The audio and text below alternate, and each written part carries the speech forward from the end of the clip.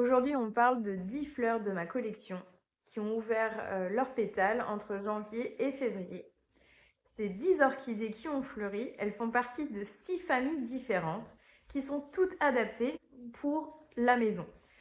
Comme vous le voyez ici, je suis dans mon appartement et toutes ces plantes poussent dans mon salon ou dans mon bureau.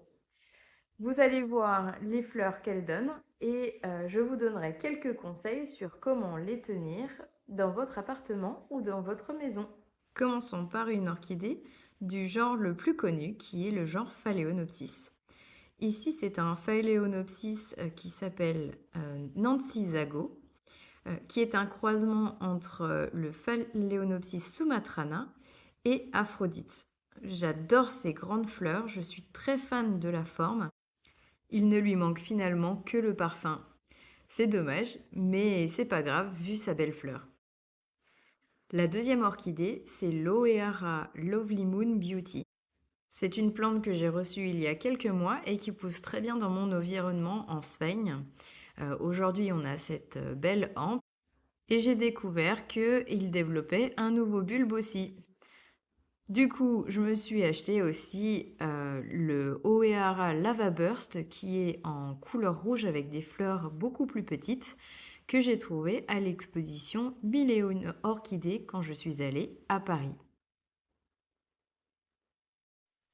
Revenons au Phalaenopsis avec ce Phalaenopsis KS Super Zebra que j'ai acheté chez Orchibayas. C'est un hybride complexe avec de nombreux Phalaenopsis à sa base. Par contre, il est parfumé et donc ça doit venir certainement de Violacea qui lui donne un joli parfum sympathique. Je pensais qu'il ne fleurirait que en été, mais en fait, il a l'air de fleurir en hiver et en été, ce qui est plutôt sympa d'avoir plusieurs fleurs toute l'année.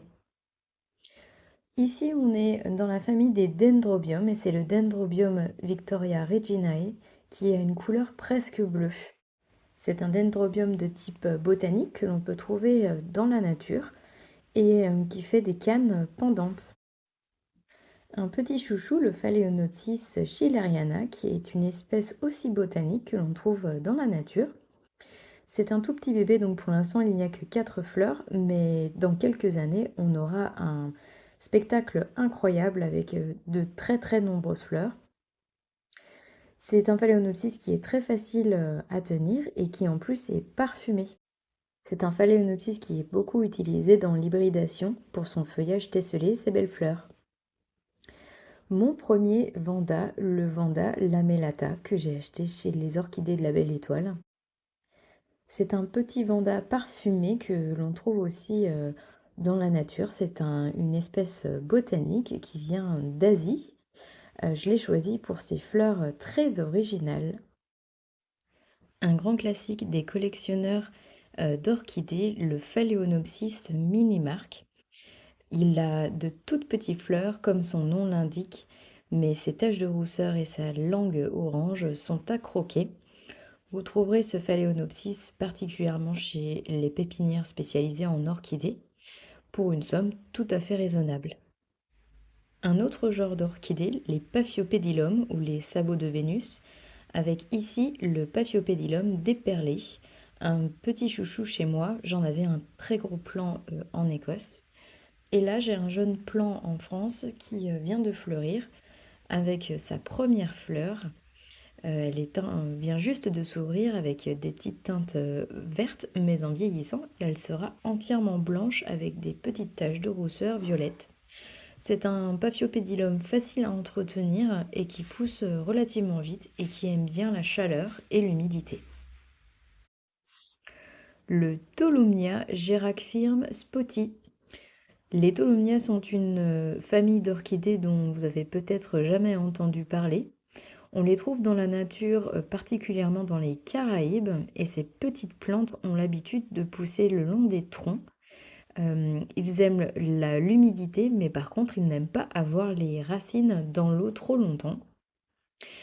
Dans mon environnement, je les ai mis dans mon orchidarium et en Sveigne, et ça pousse vraiment très très bien pour moi. Ici, on a le Maxillaria atrosanguinea. C'est une deuxième floraison pour moi. La première fois, je l'ai vue en fleurs quand je l'ai acheté des orchidées de la Belle Étoile. Et aujourd'hui, c'est une première floraison maison pour moi. Et je suis très contente de retrouver ces petites fleurs qui sont vraiment tout à fait délicieuses. Et voilà, c'est 10 orchidées en fleurs pour le mois de janvier et février. J'espère que vous avez aimé ces différentes plantes et que vous avez peut-être eu de l'inspiration pour un peu de shopping plus tard.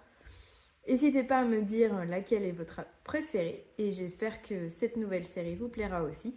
Je vous montre très prochainement de nouvelles fleurs. À bientôt!